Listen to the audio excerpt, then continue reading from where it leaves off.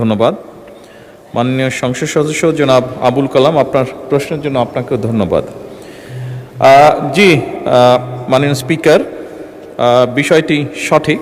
জেলা প্রশাসক সম্মেলন 2026-এর উদ্বোধন অনুষ্ঠানে জেলা প্রশাসক এবং কমিশনার বৃন্দ যারা উপস্থিত ছিলেন তাদেরকে কিছু নির্দেশনা দেওয়া হয়েছে সরকারের পক্ষ থেকে। নির্দেশনাগুলি মোটামুটি নিম্নরূপ। মাননীয় স্পিকার, প্রশাসনিক কার্যক্রমে দক্ষতা, স্বচ্ছতা এবং জবাবদিহি নিশ্চিত করার চেষ্টা করা। একইভাবে দুর্নীতি একটি ব্যাধি যা সমাজের বিভিন্ন রন্ধে রন্ধে পৌঁছে গিয়েছে, এ ব্যাপারে যত দ্রুত সম্ভব, যতটুকু সম্ভব কঠোরভাবে প্রতিরোধমূলক এবং দমনমূলক ব্যবস্থা গ্রহণ করা। মাননীয় স্পিকার,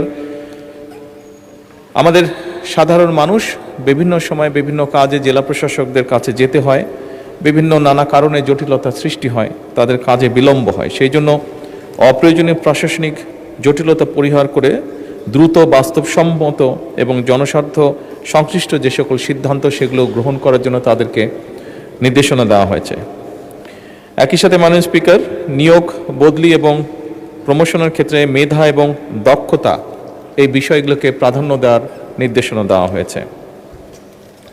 প্রশাসনিক কাঠামোর কার্যকারিতা বৃদ্ধি এবং স্বাভাবিকভাবেই যেহেতু বর্তমান সরকার একটি জবাবদিহিমূলক সরকার, জনগণের কাছে জবাবদিহি করতে বাধ্য, সেই জন্য প্রশাসনে আমরা চাইছি জবাবদিহিতা নিশ্চিতকল্পে প্রয়োজনীয় যে সকল সংস্কার সেগুলোর উদ্যোগ গ্রহণ করা।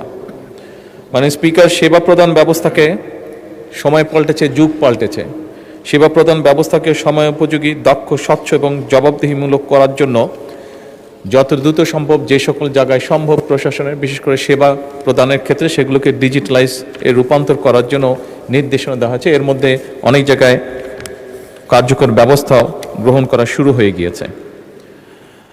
মাননীয় স্পিকার, আইন শৃঙ্খলা বা আইনের লঙ্ঘনের যে সকল ঘটনা ঘটে সেগুলোর ব্যাপারে তাৎক্ষণিকভাবে আইন শৃঙ্খলা পরিস্থিতিকে নিয়ন্ত্রণে এনে যাতে আইন শৃঙ্খলা পরিস্থিতি বজায় থাকে, জনগণ যাতে নিরাপদ বোধ করতে পারে তার জন্য কঠোরভাবে ব্যবস্থা গ্রহণের নির্দেশনা দেওয়া হয়েছে। সরকারি সেবা, একটু আগে যেটি আমি উল্লেখ করেছি, এইগুলোর ক্ষেত্রে বিভিন্ন সময় প্রশাসনিক দফতরগুলোতে সাধারণ মানুষ বিভিন্নভাবে অনেক সময় হয়রানির শিকার হয়। এই হয়রানি মুক্ত করার জন্য এবং দেরি যাতে না হয়, যত দ্রুত সম্ভব মানুষটিকে একটা সহযোগিতা করা যায় এবং একই সাথে এগুলো যাতে অ্যাকাউন্টেবল বা স্বচ্ছ রাখা যায় সে ব্যাপারেও কঠোর নির্দেশনা দেওয়া হয়েছে। মাননীয় স্পিকার, ধন্যবাদ। মাননীয় সদস্য মোহাম্মদ আবুল কালাম, আপনি একটি সম্পূরক প্রশ্ন করতে পারেন। মাননীয় স্পিকার, আপনাকে ধন্যবাদ। আমার উত্থাপিত প্রশ্নের তথ্যবহুল উত্তর প্রদানের জন্য আমি মাননীয় প্রধানমন্ত্রীকে আন্তরিক ধন্যবাদ সহ কৃতজ্ঞতা জানাচ্ছি। মাননীয় স্পিকার, আমরা ইতিমধ্যে লক্ষ্য করছি যে গত 100 দিনে মাননীয় প্রধানমন্ত্রী জনস্বার্থে অনেকগুলো জনবান্ধব কর্মসূচি গ্রহণ ও বাস্তবায়ন করিয়াছেন। এই জন্যে মাননীয় প্রধানমন্ত্রীকে আমি আবারও ধন্যবাদ জানাচ্ছি। মাননীয় স্পিকার, সরকার কর্তৃক গৃহীত উন্নয়ন কর্মসূচি বাস্তবায়ন, প্রশাসনিক কাজের গতিশীলতা সৃষ্টি ও আইন শৃঙ্খলা স্থিতিশীল রাখার স্বার্থে সরকারি বিভিন্ন সংস্থার শূন্য পদ দ্রুত পূরণ করা প্রয়োজন।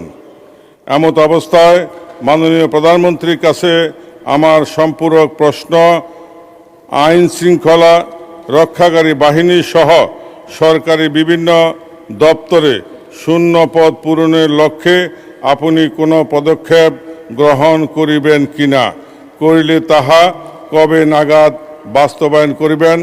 মাননীয় স্পিকার, আপনাকে ধন্যবাদ। মাননীয় প্রধানমন্ত্রী। মাননীয় স্পিকার, সম্পূরক প্রশ্নের উত্তরে এই মহান সংসদকে আমি এতটুকু জানাতে চাই যে সংসদ সদস্য মাননীয় সংসদ যেটি বলেছেন, জি, সরকারের বিভিন্ন জায়গায় বিভিন্ন পদ খালি আছে যেগুলো সরকারকে আরও গতিশীল করার জন্য, একইভাবে দেশের মানুষকে আরও সহজে সুবিধাজনকভাবে সেবা পৌঁছে দেওয়ার জন্য কতগুলো নিয়োগ গুরুত্বপূর্ণ। সরকার অত্যন্ত গুরুত্বের সাথে এই বিষয়টি পর্যালোচনা করছে এবং যত দ্রুত সম্ভব আমরা এই পোস্টগুলোতে, এই পদগুলোতে নিয়োগ প্রক্রিয়া শুরু করব ইনশাআল্লাহ। ধন্যবাদ।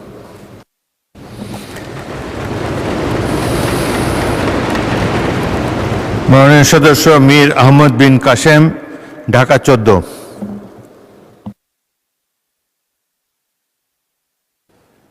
মাননীয় স্পিকার, আপনাকে ধন্যবাদ। বহুল প্রচিত পত্রিকায় আমরা জানতে পেরেছি মাননীয় প্রধানমন্ত্রী সরকার দলীয় মহিলা এমপিদেরকে বিরোধী দলীয় সংসদ সদস্যদের এলাকায় উন্নয়ন তদারকি করার দায়িত্ব দিয়েছেন। এই সাথে আরও বলা হয়েছে এসব উন্নয়নে ডিও লেটার ইস্যু করতে পারবেন সরকার দলীয় মহিলা এমপিগণ। এই তথ্য থেকে আমাদের মধ্যে এই বিভ্রান্ত সৃষ্টি হচ্ছে যে এই কাজ কি তাদেরকে এই জন্য দেওয়া হচ্ছে যাতে আমরা যারা বিরোধী দলীয় এমপি আছি আমাদের এলাকার উন্নয়ন কর্মকাণ্ডে আমাদের কোনো হাত থাকবে না, এটা নিশ্চিত করার জন্য কি এই নির্দেশ দেওয়া হচ্ছে কিনা দয়া করে মাননীয় প্রধানমন্ত্রী আমাদের সামনে পরিষ্কার করবেন। মাননীয় প্রধানমন্ত্রী। মাননীয় স্পিকার, ধন্যবাদ। মাননীয় সংসদ সদস্য, আপনি যে প্রশ্নটি করেছেন তার জন্য আপনাকে আন্তরিকভাবে ধন্যবাদ।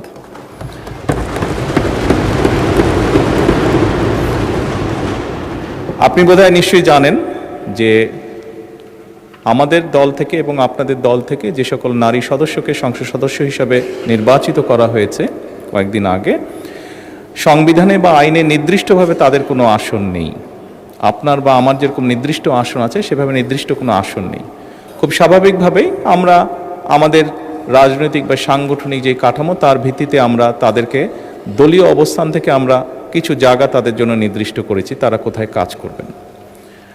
আপনার নির্বাচনী এলাকায় একজন জনপ্রতিনিধি হিসাবে আপনার সম্পূর্ণ হক আছে যে আপনি আপনার এলাকার নির্বাচন উন্নয়নের ব্যাপারে কিভাবে ভূমিকা রাখতে চান। যেহেতু এই সংসদ এই নারী নেতৃবৃন্দকে বা নারী সংসদ সদস্যদেরকে নির্বাচিত করেছে, খুব স্বাভাবিকভাবেই তাদেরও একই রকমভাবে হক আছে।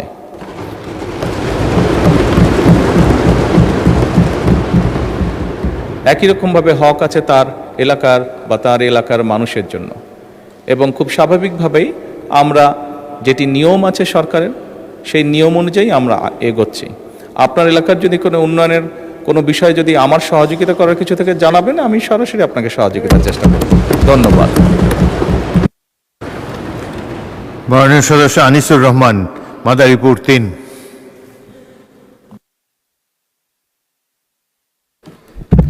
মাননীয় স্পিকার, আপনাকে ধন্যবাদ।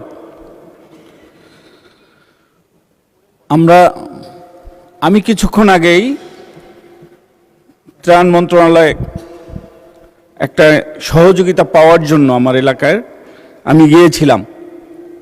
মন্ত্রী মহোদয় ছিলেন না, তো আমি ওই মন্ত্রণালয়ে যে পিএস আছে ওনার রুমে বসে কথা বলছিলাম যে আমি এই সহযোগিতাটা পেতে পারি কি না। পিএস সাহেব আমাকে বললেন যে মাননীয় প্রধানমন্ত্রীর নির্দেশে বিরোধী দলীয় সংসদ সদস্যদের আমাদের যে বরাদ্দটুকু ছিল সর্বশেষ সেটা বিরোধী দলীয় সংসদ সদস্যদেরকে দেওয়া হয়েছে। তো মাননীয় প্রধানমন্ত্রীকে ধন্যবাদ। আর আমি মনে করি আজকে প্রধানমন্ত্রীর কাছে আমার প্রশ্ন, আপনি যেভাবে সবার জন্য করছেন এই জন্য সকল সংসদ সদস্যের জন্যই আপনি করছেন। আমরা বিরোধী দলের রাজপথের অবস্থান এবং তাদের যে বক্তব্য সেভাবে কিন্তু আমরা তাদের কাছ থেকে রেসপন্স পাচ্ছি না। এজন্য আমরা আপনার নির্দেশে আমাদের হুইপ আছে, ব্যক্তিগতভাবে তাদের সাথে কোনো আলোচনা করা যায় কিনা, তারা যেন রাজপথে যে বাজে বক্তব্যগুলো দিচ্ছে সেটা বন্ধ করা যায় কিনা সেই ব্যাপারে একটা পদক্ষেপ নেবেন। ধন্যবাদ মাননীয় স্পিকার আপনাকে। মাননীয় প্রধানমন্ত্রী।